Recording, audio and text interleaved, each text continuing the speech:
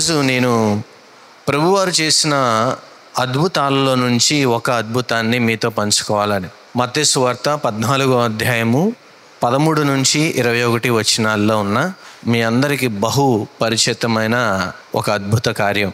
ప్రభువారు 5,000 మందికి ఆహారం పెట్టడం. ఈ 5,000 మందికి ఆహారం పెట్టిన ఈ సందర్భంలో నుంచి నేను మీతో 5 విషయాలను పంచుకోవాలని. ఇది మామూలుగా చూసినట్లయితే 4 సువార్తల్లో ప్రస్తావించబడిన ఏకైక అద్భుత కార్యం. మత్తయి సువార్త 14వ అధ్యాయం 13 నుంచి 21 వచనాల్లోను, మార్కు సువార్త 6వ అధ్యాయము 30 నుంచి 44, అలాగే లూకా సువార్త 9వ అధ్యాయము 10 నుంచి 17, అలాగే యోహాను సువార్త 6వ అధ్యాయము 1 నుంచి 15.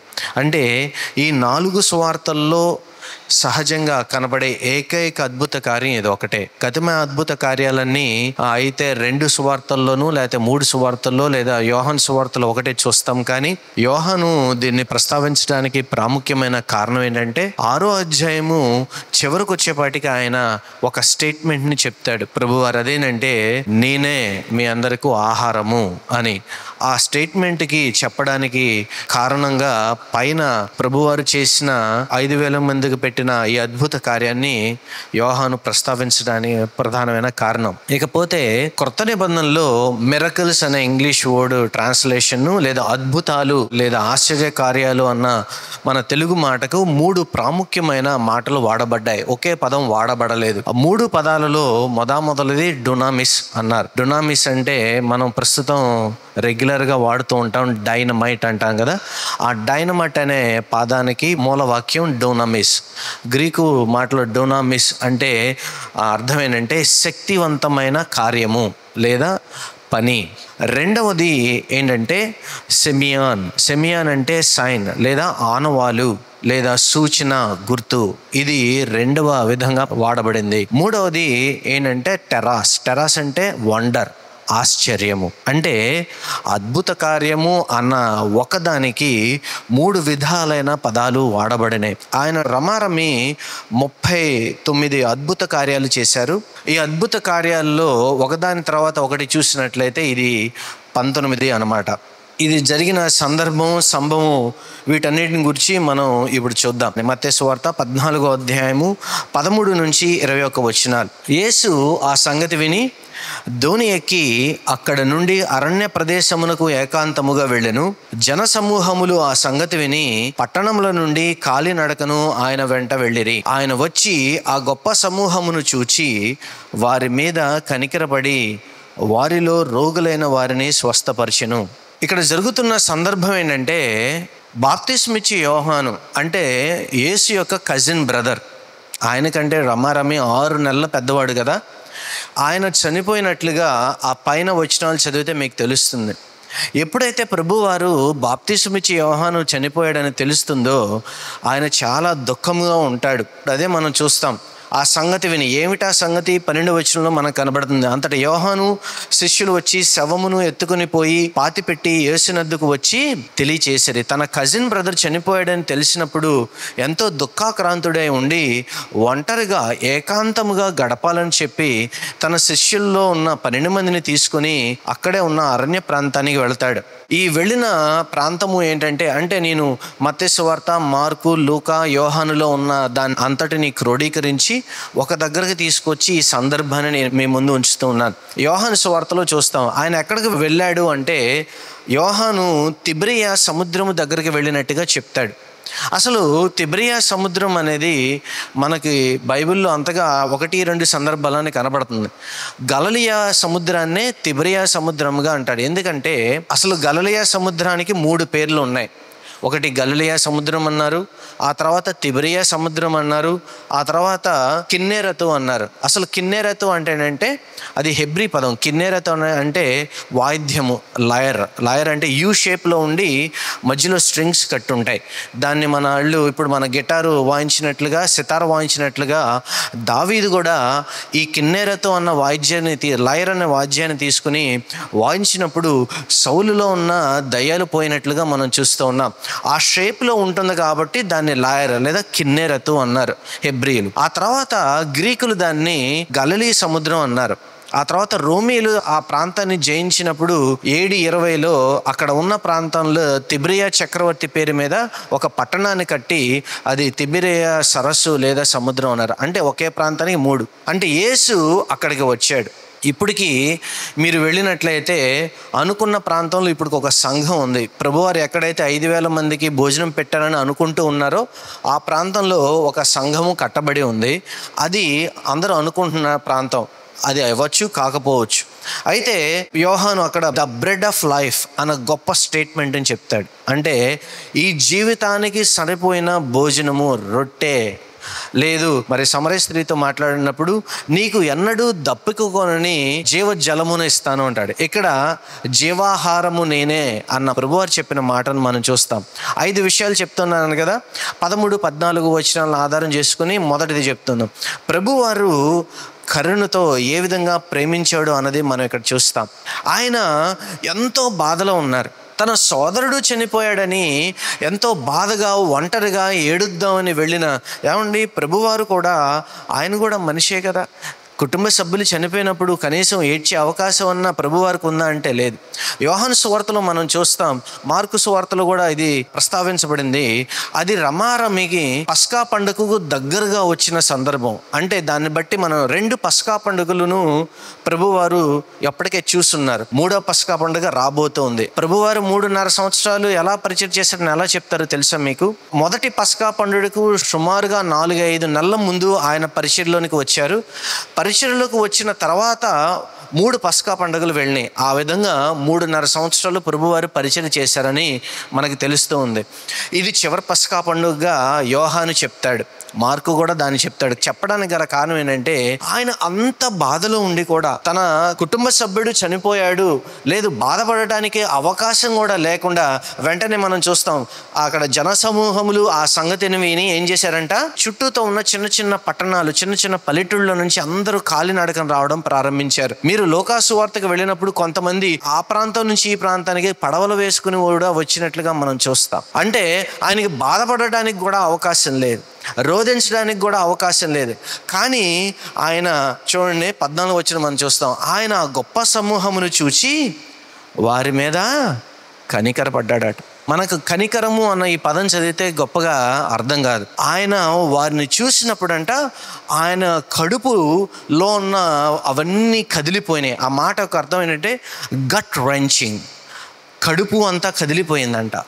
ఎముకల్లో నుంచి కూడా ఆయనకు వారి మీద కరుణ పుట్టింది.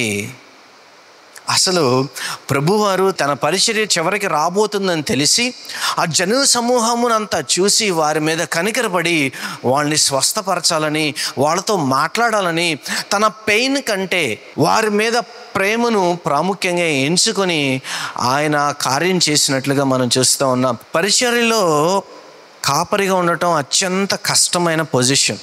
ఎందుకంటే వారు బాధపడుతూ కూడా ఎదుటి వాళ్ళ కోసం బాధను తీసేమని ప్రార్థన చేయాలి.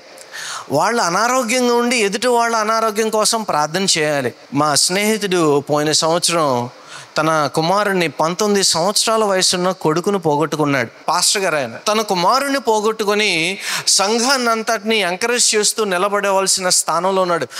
కష్టం తనది, తన సొంత కుమారుడు చనిపోయాడు. కానీ ఇప్పుడు సంఘాన్ని అంతా ఓదార్చవలసిన సందర్భం ఎవరి దగ్గరకు వచ్చి పడింది? మరలా సంఘ కాపరికే వచ్చి పడింది. ప్రభువారు తన సొంత ఇంటిలో ఉన్నవారు చనిపోవడం చూసి కూడా ఆ బాధను తట్టుకోలేక ఆయన ఒంటరిగా ఉండటానికి వెళ్ళినప్పుడు ఆయన దగ్గరికి జనసమూహం వచ్చినప్పుడు వాళ్ళని కాదన లేకుండా వాళ్ళ మీద కరుణను, ప్రేమను ఏ విధంగా చూపించారో ఒక్కొక్క సందర్భంలో మనకంటే మన తోటి వారిని, వారి నొప్పిని, వారి బాధను ఎక్కువగా ఎంచుకోవాల్సిన అవసరం ఉంది.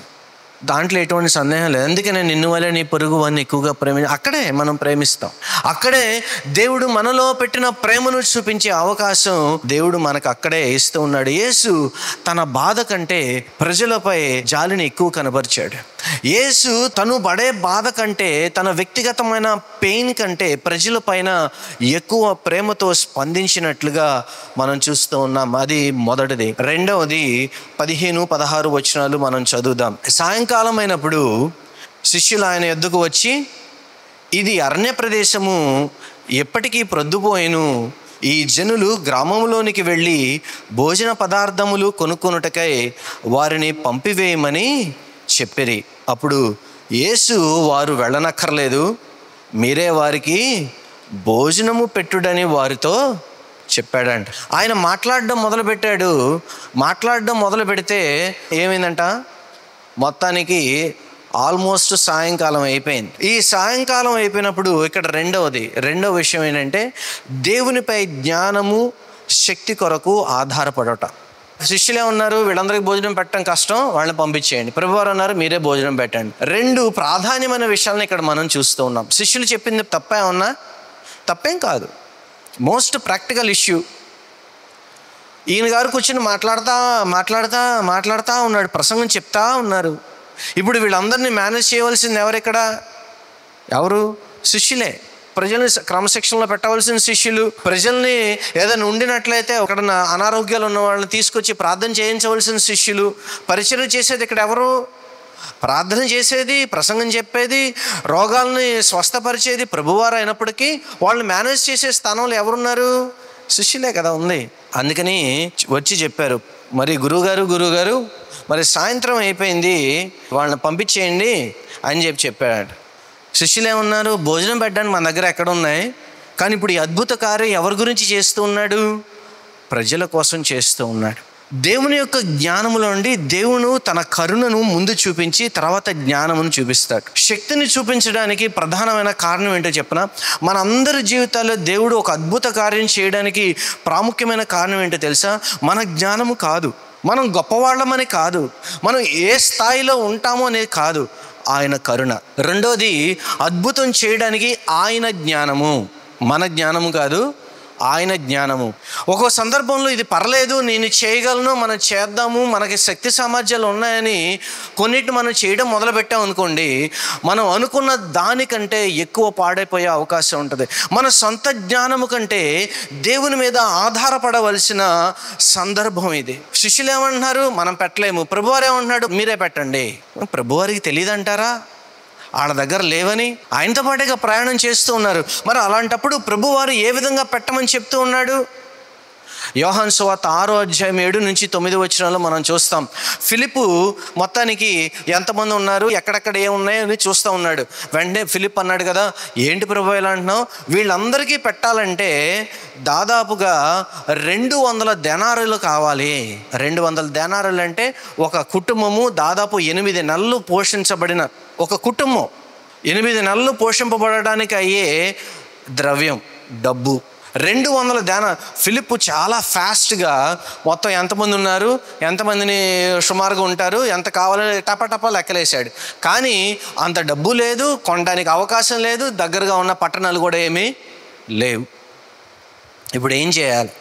ఇప్పుడు మనం మూడో దానిలోకి వద్దాం. మొదట ఏమనుకున్నాం? ప్రభువారు కరుణ చూపించడం. రెండవది, దేవుని యొక్క జ్ఞానం మీద ఆధారపడడం. మూడవది, మనకున్న వాటి మీదే దేవుడు ఏ విధంగా అభిషేకిస్తాడో మూడో విషయంలో మనం చూస్తాం. అది 17-18 వారు ఇక్కడ మన యొద్ద 5 రొట్టెలను 2 చేపలను తప్ప మరి ఏమీ లేవని ఆయనతో చెప్పిరి. అందుకే ఆయన వాటిని నా దగ్గరికి తీసుకురండి అన్నాడు. 5 రొట్టెలు 2 చేపలు ఎక్కడి నుంచి వచ్చినాయి? పిల్లాడి దగ్గర ఉన్నాయని 6వ అధ్యాయంలో మనం చూస్తాం. దాన్ని 5 రొట్టెలు 2 చిన్న చేపలు ఉన్నాయి అని శిష్యులో ఒకడు తీసుకెళ్ళి యేసు చెప్పడం. మొత్తానికి పిల్లాడు ఏం చేశాడంటే ఎటు వస్తుందో అని చెప్పి ఒక చిన్న బాస్కెట్ తెచ్చుకున్నాడు. ఒక చిన్న బాస్కెట్ తెచ్చుకుంటే ఆ కొంచెం దేవుడు దీవించడం మనం చూస్తాం. అయితే మీ అందరికీ తెలిసిన స్టోరీ కాకపోతే నేను కొన్ని స్కిప్ చేస్తున్నాను కావాలని. ఇక్కడ మనం మన దగ్గర ఏముందో దేవుడు దాన్ని దీవిస్తాడు. లేని దాని గురించి మనందరం ప్రార్థన చేస్తాం, తప్పేం లేదు. ఒక రోజున మోషే దగ్గరకు దేవుడు వచ్చి నీ దగ్గర ఏముంది అని అడుగుతాడు. ఏముంది ప్రభా, నా దగ్గర ఏమీ లేదు, ఒక కర్ర ఉంది అన్నాడు. That's enough. ప్రభువారు ఏమన్నాడు? అది చాలు. మీకు తెలుసా, ఇప్పుడు మనం చూస్తున్న మెటా, అంటే ఒకప్పుడు ఫేస్బుక్, అది ఇప్పుడు meta, Twitter, Google, Microsoft, Apple company, ఇవన్నీ ఎక్కడ మొదలైనయో తెలుసా? గరాజులో మొదలైనవి. అంటే వాళ్ళ కార్లు పెట్టుకునే గరాజు ఉంటుంది కదా, ఆ గరాజుల్లో మొదలైనవి. ఈ రోజున వాటి నెట్వర్క్ ఎంత? సుమారుగా గూగుల్ది నాకు తెలిసి రమారవి ఒక $40 బిలియన్ $50 బిలియన్ ఉండదు. అంటే గూగుల్ అంత అమ్మేమనుకోండి, పాకిస్తాన్ని 10 సార్లు కొనవచ్చు. అంటే ఇన్ జనరల్గా చెప్తున్నా, పాకిస్తాన్ మొత్తాన్ని 10 సార్లు కొనవచ్చు. అంత నెట్వర్త్. ఎక్కడ మొదలైంది అది? మనం ఎక్కడ మొదలు పెట్టాము, మన దగ్గర ఏముంది అన్న దానికంటే దేవుడు దానిలో నుంచి ఎంత అద్భుత కార్యము చేయగలడు అన్నదే ప్రాముఖ్యం. నిర్గమకాండంలో మోషేని పిలిచినప్పుడు నీ దగ్గర ఏముంది అని అడిగాడు. ఏముందన్నాడు? కర్ర. ఆ కర్రతో దేవుడు ఏం చేశాడు? ఎన్ని అద్భుత కార్యాలు చేశాడు.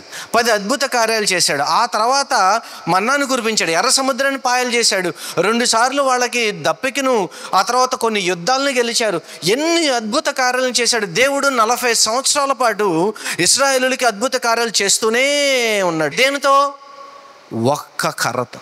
1 రాజుల గ్రంథము 17వ అధ్యాయం 7-15 వచనాలు చూస్తాం. మరి సారేఫతు విధవరాల దగ్గరికి వెళ్తాడు. ప్రవక్త అడుగుతాడు, ఏముంది నీ దగ్గర? ఏమీ లేదయ్యా, మా దగ్గర కొంచెం ఆయిలు, కొంచెం పిండే ఉంది. That's enough. మరలా ఎంత ఉంది? కొంచెమే ఉంది. మరలా ఎలీషా ఒక రోజున అడుగుతాడు విధవరాల్ని, నీ దగ్గర ఏముంది? నా దగ్గర ఏమీ లేదయ్యా, నా దగ్గర ఒట్టి కొండలో ఆయిల్ మాత్రం ఉందా. అయితే వెళ్ళి నీ దగ్గర ఉన్న ఆయిల్తో పాటు కొండలన్నీ పట్టరా అంటాడు. కొండలన్నీ.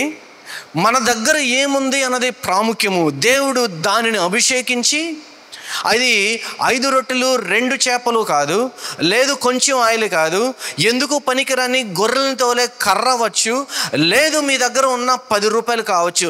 That's good enough for the lord. దేవునికి ఆ కొంచెం చాలు. కావాల్సింది వస్తువులు కాదు, అక్కడ మన హృదయం.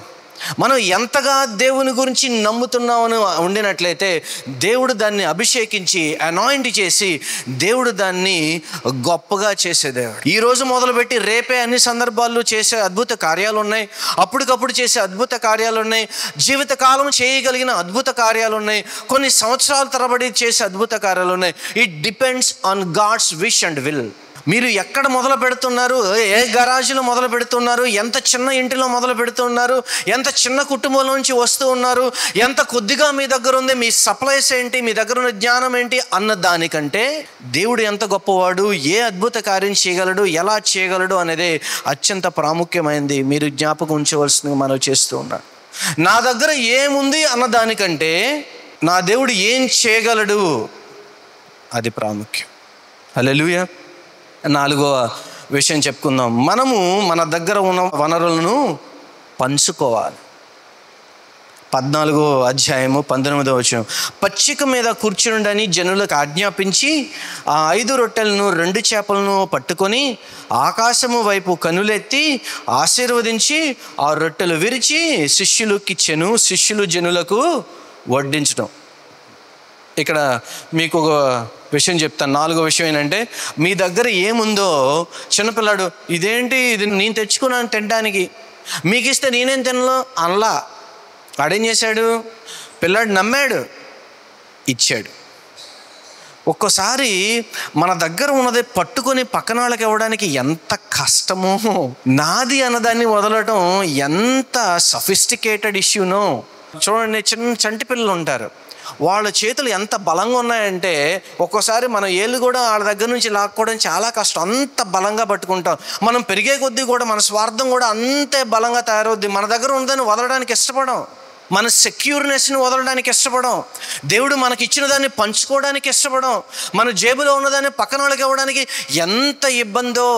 నేను మిమ్మల్ని ప్రశ్నిస్తా ఉన్నాను. కోవిడ్ అప్పుడు తినడానికి జనాలు లేక అల్లాడిపోతూ ఉంటే కొంతమంది కూర్చుని అమెజాన్లో షాపింగ్లు చేసుకుంటూ కూర్చున్నారు. ఎంత బాధాకరం. లేని వాళ్ళు కనీసం 10 రూపాయలు కూడా ఇవ్వడానికి చేతులు రాని మనుషులు ఈ రోజుల్లో ఉన్నారు. ప్రత్యేకించి సంఘాల్లో ఉన్నారంటే ఎంతో ఎంతో బాధాకరమైన నేను తెలియజేస్తా ఉన్నాను. ఏమండి, మన తోటి వాళ్ళు బయట అనేక మంది అక్కడక్కడ ఇరుక్కుపోయి, కాపురులు ఉన్నవాళ్ళు, విశ్వాసులు ఉన్నవారు, మీ తోటి విశ్వాసులు ఉన్న వారికి ఒక్కళ్ళు కూడా మీరు సహాయం చేయలేకపోయినట్లయితే అది ఎంతో శోచనీయం. అప్పుడు చేయలేకపోయినా ఇప్పుడైనా మీరు ముందుకు రావాల్సిందిగా మనం చేస్తున్నాం. మీ దగ్గర ఉన్నదాన్ని మీకంటే కొంచెం ఎక్కువ ఉన్నట్లయితే పంచుకోవడం నేర్చుకోండి. అవసరమైతే ఒక్కోసారి అన్నీ ఇచ్చేయాల్సి వస్తుంది. 1991వ సంవత్సరంలో యూనివర్సిటీ ఆఫ్ హెల్సింకి ఫిన్లాండ్లో ఉంది. ఒక కుర్రాడు ఏం చేశాడంటే, అతని పేరు లైనస్ టోర్వాల్డోస్, ఒక సాఫ్ట్వేర్ని కనుక్కున్నాడు. దాని పేరు లైనక్స్. బహుశా మీకు కొంతమంది తెలుసు, అసలు కొంతమంది తెలియకపోయినా ఆశ్చర్యపోయినక్కర్లేదు. కనుక్కొని ఏం చేశాడంటే, నేను అందరికీ ఫ్రీగా ఇచ్చేస్తానని తను అమ్ముకుంటే కొన్ని బాగా ఆస్తిపరుడు అవ్వచ్చు, కానీ ఉచితంగా ఇచ్చేశాడు. ఆ రోజు ఆయన ఉచితంగా ఇవ్వడం వల్ల కారణంతో ఈరోజు మీరందరూ దాన్ని అనుభవిస్తున్నారంటే మీరు ఎవరు నమ్మలేరు. అదేంటండి? మీ ఇంట్లో మైక్రోవేవ్లు, వాషింగ్ మిషన్లు ఉన్నాయా? మీ దగ్గర ఫోన్ ఉందా? అసలు ఫోన్ లేని వాళ్ళు ఎవరున్నారు? మీ దగ్గర ఆండ్రాయిడ్ ఫోన్ ఎంతమంది ఉంది? వాళ్ళందరికీ సృష్టికర్త ఆయనే. ఆ లైనెక్స్ సాఫ్ట్వేర్ మీద ఆధారపడి ఆండ్రాయిడ్ అనే అప్లికేషన్ తయారు చేస్తే, ఆండ్రాయిడ్ మీద ఆధారపడి ఈరోజు మీరు చూస్తున్న టీవీలు, ఈరోజు మనం వాడుతున్న ఈ సౌండ్ బాక్సులు, ఈరోజు మీ ఇంట్లో ఉన్న వాషింగ్ మిషన్లు, ఫ్రిడ్జ్లు, లేకపోతే మైక్రోవేవ్లు, ఇవన్నీ ఆయన ఆ రోజు ఉచితంగా ఇవ్వబట్టి ఈరోజు మనం దానికి పేటెంట్కి ఏం కట్టట్లేదు. మనం వాడే కారులో సీట్ బెల్ట్ ఉంది తెలుసా? దాన్ని అభివృద్ధి చేసిన ఇంజనీరు వోల్వో కంపెనీ వాళ్ళు ఏం చేశారంటే పేటెంట్ తీసుకున్నారు, కానీ ప్రపంచానికి ఉచితంగా వాడుకోవడానికి ఓపెన్ చేశారు. ఆ రోజున ఆ పేటెంట్ ఉచితంగా ఇవ్వడం వల్ల ఈరోజు ఎన్ని వందల మంది ప్రాణాలు, లక్షల కోట్ల మంది ప్రాణాలు కాపాడబడుతున్నాయో తెలుసా? మనకున్న దాన్ని వదలడం నేర్చుకున్నాం. దేవుడు మనకు ఎప్పుడైతే పంచుతాం మొదలు పెడతామో, ఎప్పుడైతే ఇవ్వడం మొదలు పెడతామో, దేవుడు దాన్ని 5,000 మందికి ఆహారంగా మారుస్తాడు. ఏమంటే 5,000 మంది తిన్నారనుకుంటున్నారా మీరు? కాదు, సుమారుగా 15,000 నుంచి 20,000 మంది మధ్యలో తిన్నారు. కేవలం అక్కడ తిన్న పురుషులకే ప్రభువారు పంచడానికి ముందు ఏమన్నాడంటే, అందరిని 50-50 కింద కూర్చోబెట్టండి అయ్యా అన్నాడు.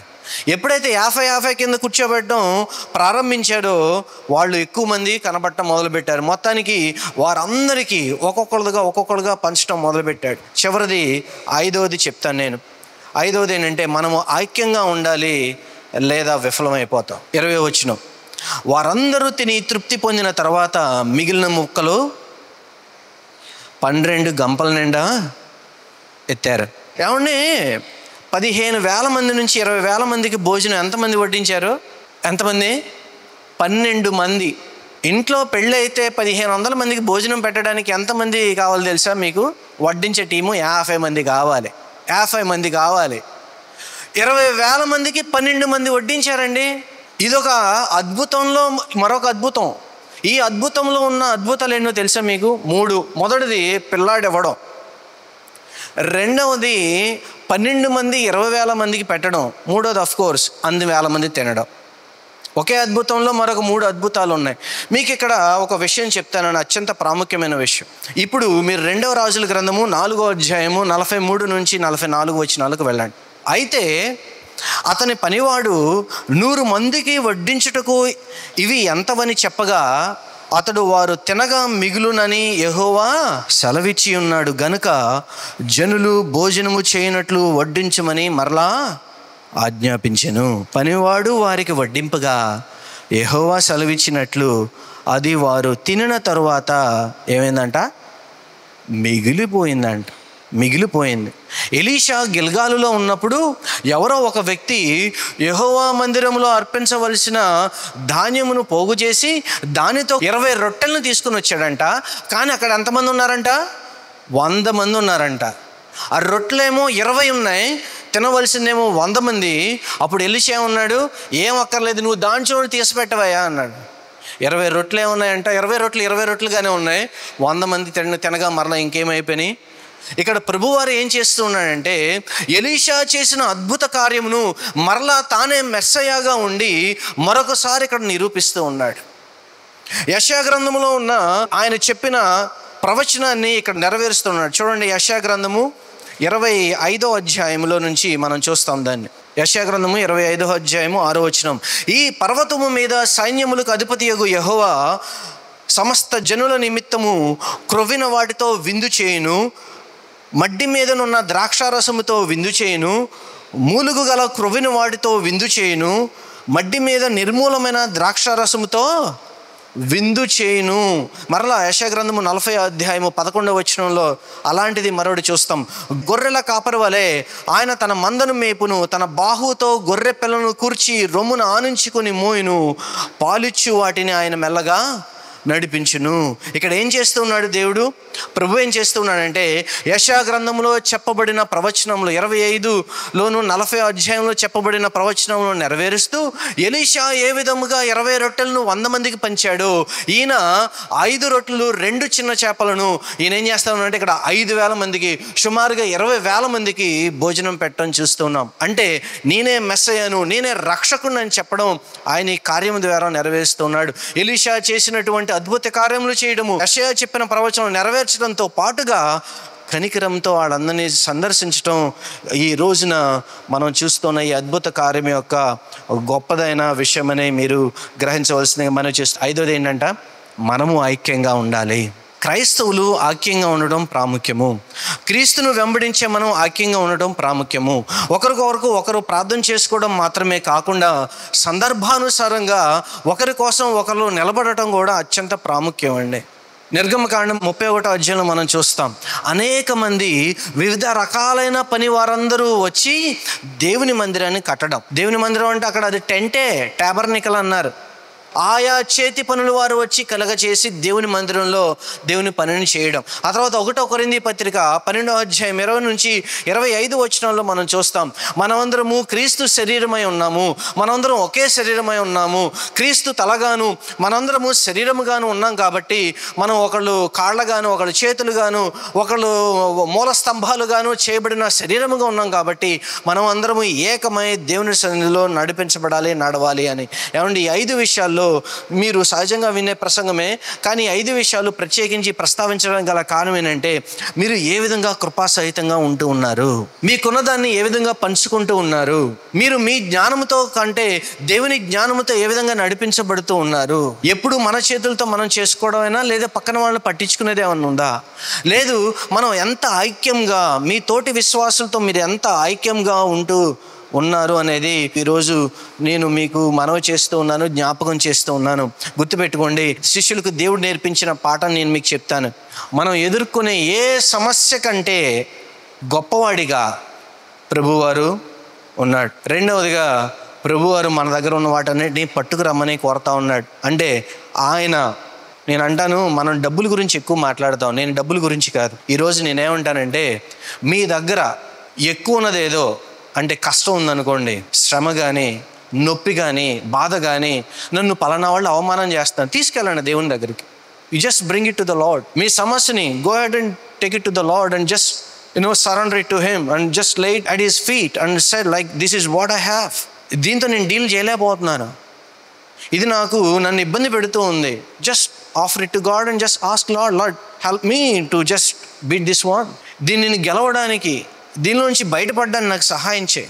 ఎంతకాలం నేను నా జ్ఞానంతో దీన్ని ప్రవర్తించాను, కానీ ఇప్పుడు ఎలా కాదు. మీకు సంగతి తెలుసా, మీకు అర్పించడం చేతనైనట్లయితే మీ బలహీనతను మార్చి బలంగా మార్చి అక్కడి నుంచి దేవుడు మనల్ని దీవించేవాడే ఉన్నాడు. అది లోతైన, ఎత్తైన, పల్లమైన ఈ దేవుని ముందు ఏమవుతాయంట, యాస్కేల్ అంటాడు కదా, ఒక రోజున పల్లము చేయబడతాయి, సమభూమి చేయబడుతుంది. ఏదో ఒక రోజున ఏం చేస్తాయి, దేవుడు ప్రతి దానిని లోతు ఎత్తు లేకుండా పేటలమైన భూమిగా చేసి మనల్ని నడిపించే దేవుడే ఉన్నాడు. హల్లెలూయా, హల్లెలూయా. అటువంటి దేవుణ్ణి మనం కలిగినందుకు గర్విస్తూ మరి మన దైనందిన జీవితంలో వాటిని పాటిస్తూ ముందుకు వెళ్దాం.